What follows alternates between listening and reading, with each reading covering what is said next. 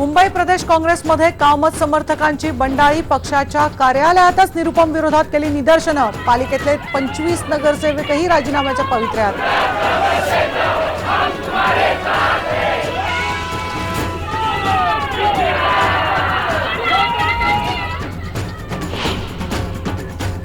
एक्सप्रेसवेवरचे अपघात रोखण्यासाठी आयबीएन लोकमतची विशेष रस्ते सुरक्षा मोहीम। अपघात नेहमी दुसऱ्याचाच होतो हा गैरसमज, आपल्या जीवाशी खेळ करू नका, प्रेक्षकांना आवाहन।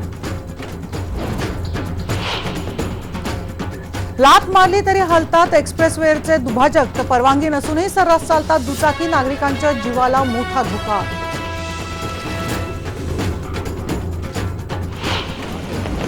अखेर मान्सून केरळात दाखल, हवामान खात्याकडून अधिकृत घोषणा। किनारपट्टी भागात सकाळपासूनच वादळी वाऱ्यासह पावसाला सुरुवात।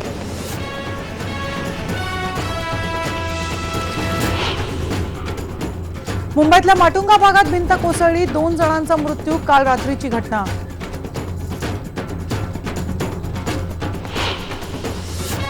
डोंबिवली स्फोटाचे पंचनामे, कमलाकर पाटीलने चक्क दारू पिऊन केल्याचं उघड। जिल्हाधिकाऱ्यांकडून मात्र दोषी अधिकाऱ्यांवर कारवाईला टाळाटाळ।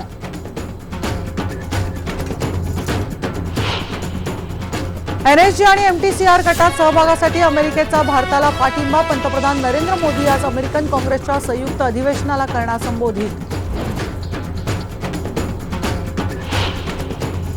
अमेझॉन भारतात करणार आणखी $300 कोटी ची गुंतवणूक। सीईओ जेफ बेझोनं केली घोषणा। फ्लिपकार्ट आणि स्नॅपडीलची डोकेदुखी वाढणार।